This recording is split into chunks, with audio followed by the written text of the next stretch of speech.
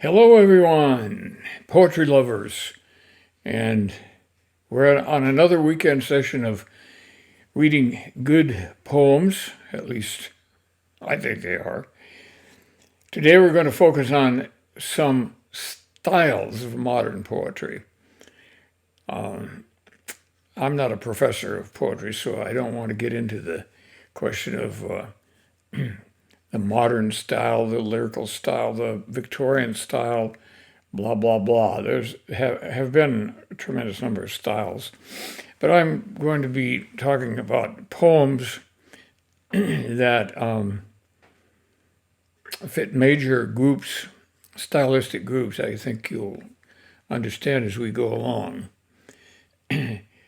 Poetry is very diverse, and the taste of those of us in the audience changes.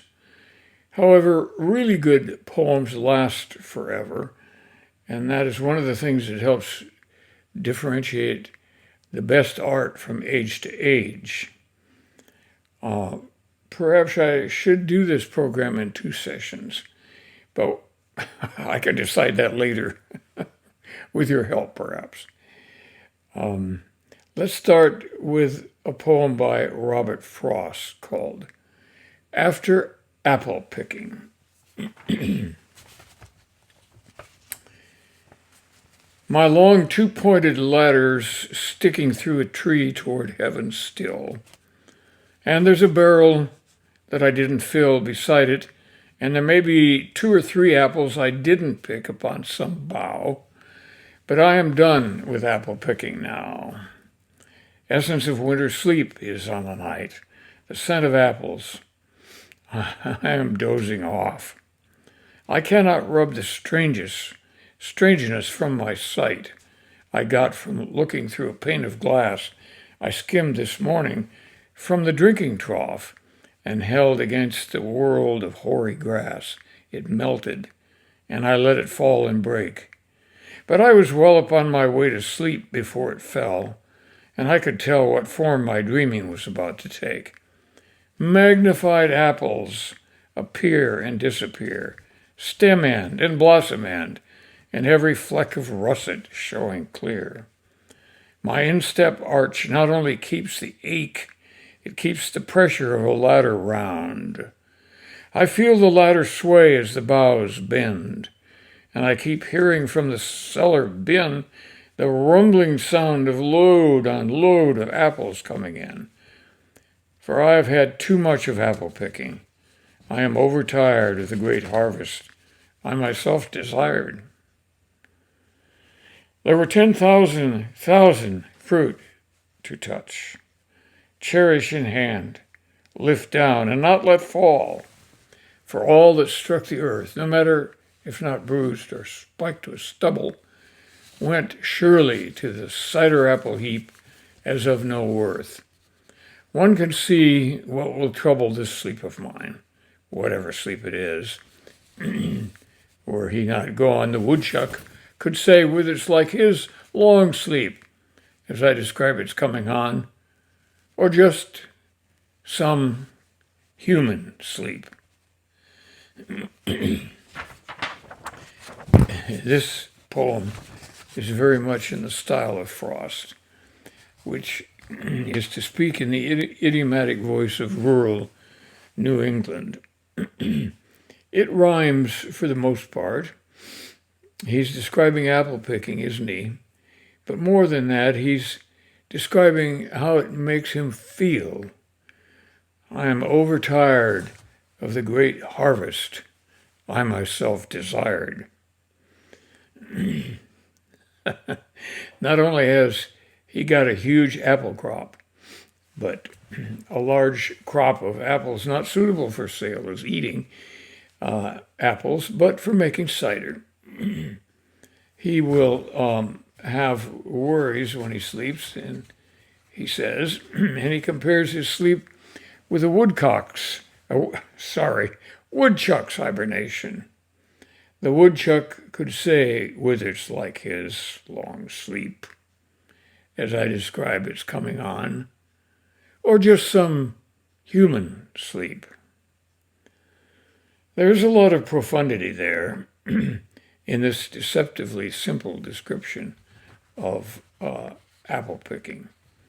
It's a deceptively simple verse, and Frost got criticized some for failing to adhere to the rules of line length and stanza.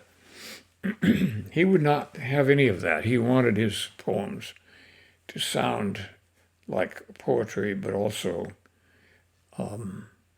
like the speech of his region. Now we are going to move on to a more purely impressionistic poem by a poet who has, I think, lost some of his fame in recent years, but I remember him very well. He was a professor at Stanford University when I was a student there in the 1950s. I did not take one of his classes because I was an undergraduate. I was starting out as a freshman, and he was a poetic god living in the rafters someplace. He dealt mostly with graduate students. But Yvor Winters was a very well-known poet in his time. And this poem, unlike the one by Frost, is a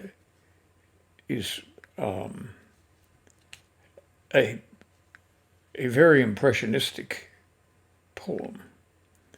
Let me read it. The Fable. Beyond the steady rock, the steady sea, in movement more immovable than station, gathers and washes and is gone.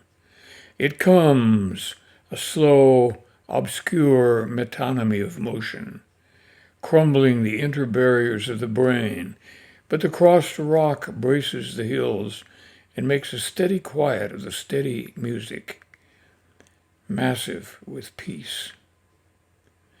And listen now, the foam receding down the sand, slivers between the grains, thin, pure as virgin words, lending a sheen to nothing, whispering. Now, this poem has some peculiarities. There are repetitions of the word steady. In the first line, it says, beyond the steady rock, the steady sea. And in the next to the last line of that stanza, it says, a steady quiet of the steady music, massive with peace. Now, it's hard to get away with that in writing poems. I think what Yvor Winters was trying to do was to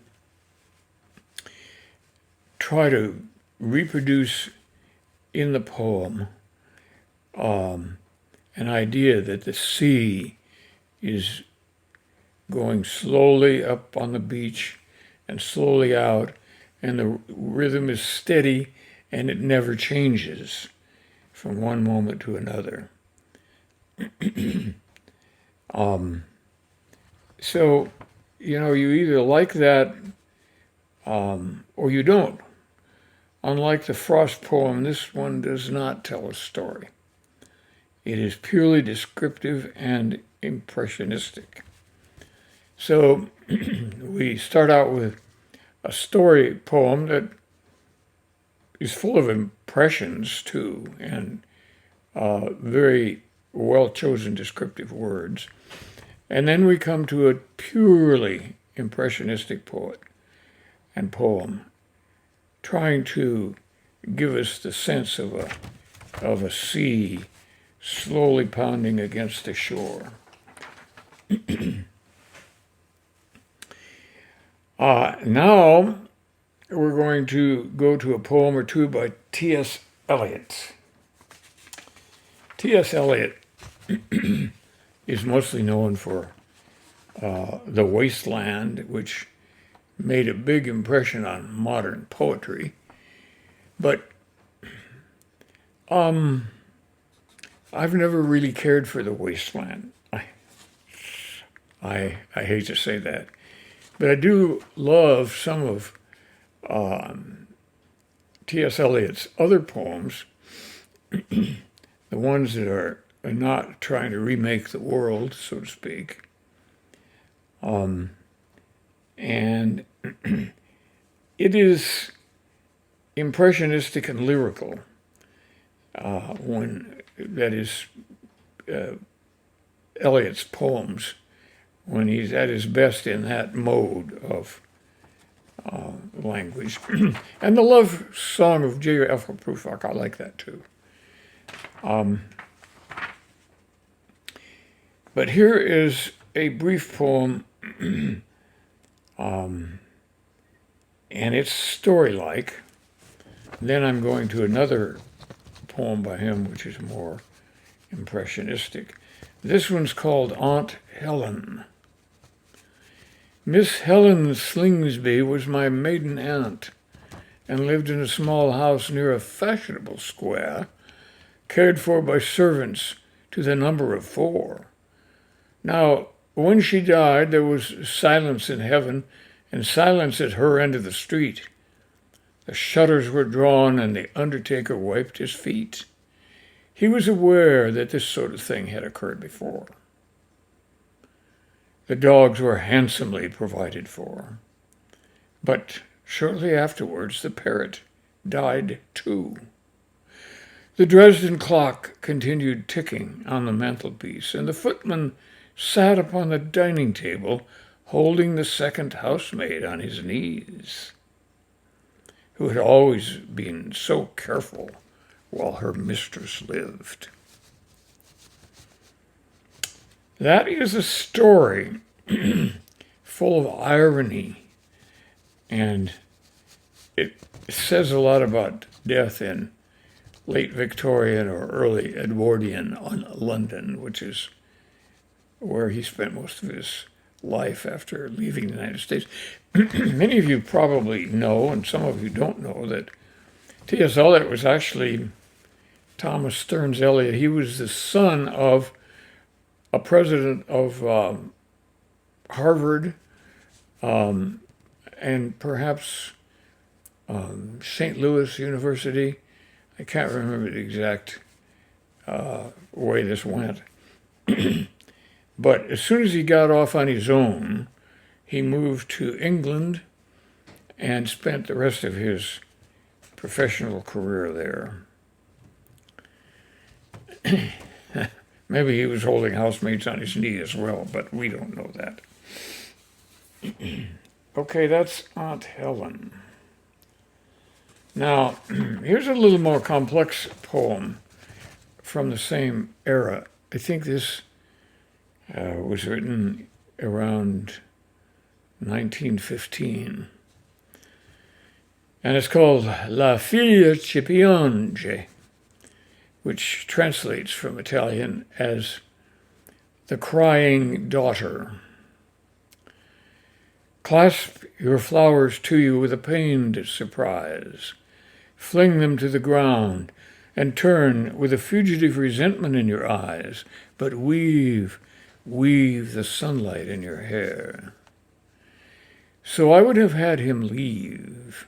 So I would have had her stand and grieve. So he would have left as the soul leaves the body, torn and bruised. As the mind deserts the body it has used, I should find some way incomparably light and deft. Some way we both should understand, simple and faithless as a smile and shake of the hand. She turned away. but with the autumn weather compelled my imagination many ways and many days and many hours, her hair over her arms, and her arms full of flowers, and I wonder how they should have been together.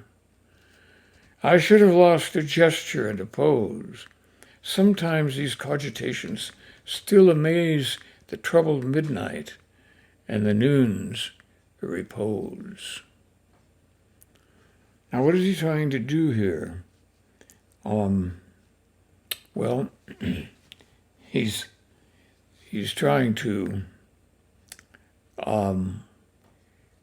start a story, but he never finishes the story. He goes from the events of the crying daughter with her father there, and he says, so I should have had him leave, so I would have had her stand and grieve, so I would have left as the soul leaves the body torn and bruised, so he would have left. In other words, he's dreaming about what he should have done or what could have been done or what he hoped would have happened.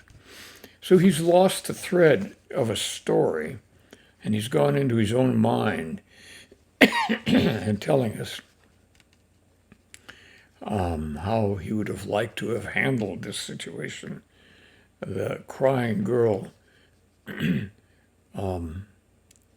with the flowers. She turned away, but with the autumn weather compelled my imagination many days and many hours. Her hair over her arms and her arms full of flowers, and I wonder how they should have been together.